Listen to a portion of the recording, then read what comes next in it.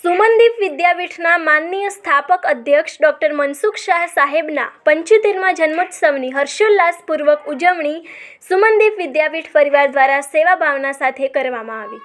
આ અવસરને નિમિત્તે વિવિધ સેવાકીય પ્રવૃત્તિઓ હાથ ધરવામાં આવી।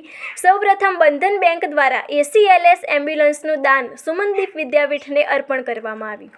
ત્યારબાદ સુમનદીપ વિદ્યાપીઠ દ્વારા પીપરિયા ગામ ખાતે સુમનદીપ ભવન નામના સમુદાય ભવનનું લોકાર્પણ ડૉક્ટર મનસુખ શાહ સાહેબના શુભ હસ્તે કરવામાં આવ્યું હતું।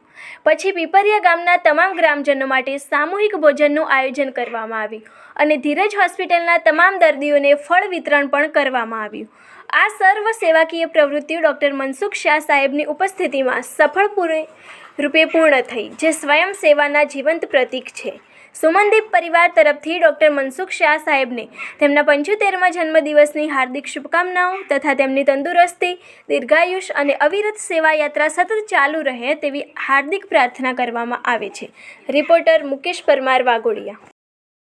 ભગવાનની મહેરબાનીથી કેમ્પસમાં નાકા પર બેઠેલ પાસદારોની મહેરબાનીથી 75 વર્ષ પૂરા કર્યા આજે, અને યોગાનગર બંધન બેંકે એમને CSR ફંડમાંથી અહીંયા એડવાન્સ